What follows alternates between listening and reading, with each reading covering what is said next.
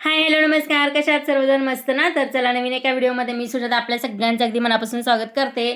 आणि परत आता एकदा जी काही बाकीची कामं होती ती सगळी झालीत. आता परत साड्यांच्या पाठीमागं, ब्लाऊजच्या पाठीमागं.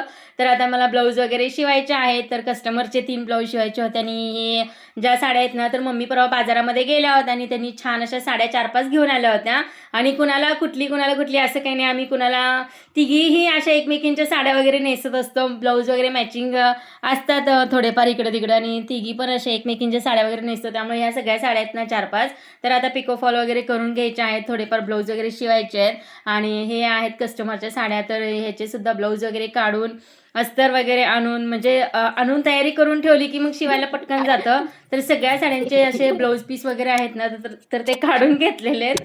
तर ह्या 4-5 साड्या आणलेल्या आहेत ना मम्मी, तर एकदम सुताला मऊ आहेत अशा आणि कलर वगैरे पण छान आहेत. मग म्हटलं पिको फॉल वगैरे करून घेऊया. मग म्हटलं आता ब्लाऊज पीस वगैरे त्यातली सगळी काढून पिको फॉल वगैरे करून ठेवलं. कटिंग वगैरे करून ठेवले म्हणजे ब्लाऊज पीस वगैरे आणि अस्तर वगैरे आणून ठेवलं की मग शिवायला जास्त वेळ लागत नाही. फक्त कटिंग करून ठेवलेले ब्लाऊज पाहिजेत. तर मग एका दिवसाला मी 3-3, 4-4, 5-5 पण ब्लाऊज शिवू शकते. फक्त कटिंग वगैरे पाहिजेत सगळे ब्लाऊज.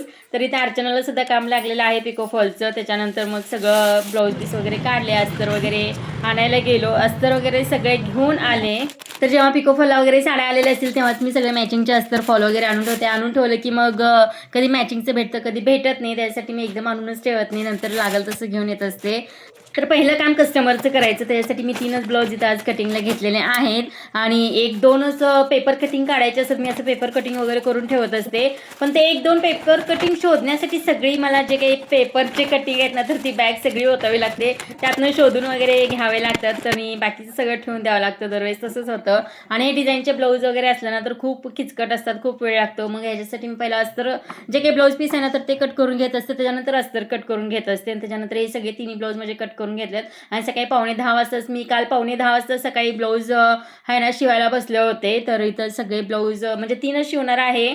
तर 9:45ला बसले होते. 11पर्यंत इथं माझं एक ब्लाऊज शिवून झालेलं आहे. आणि त्याच्यानंतरचं जे ब्लाऊज आहे तर ते 12:30पर्यंत दुसरंही ब्लाऊज शिवून झालेलं आहे.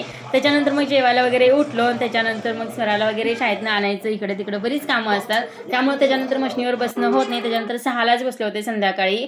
आणि त्याच्यानंतर हे सुद्धा 7पर्यंत ब्लाऊज मी सगळं शिवून ठेवलेलं आहे. तर तसं तर कटिंग वगैरे असेल ना तर तास ते सव्वा तासमध्ये एक माझं ब्लाऊज होतं शिवून इथं. त्यामुळे आरामशीर मी अगोदर जवळजवळ 4 ते 5 ब्लाऊज शिवायचे. पण आता तेवढं जास्त शिवणं होत नाही, सगळं यूट्यूबचं काम वगैरे पण असतं. तर 3 ब्लाऊज अस्तरचे मी आज शिवलेले आहेत. आणि असं काही माझं काल दिवसभराचं रुटीन होतं. तर हा होता आजचा व्हिडिओ. कसा वाटला नक्कीच कमेंटमध्ये सांगा. भेटूया नेक्स्ट व्हिडिओमध्ये. तोपर्यंत bye bye. Thank you for watching.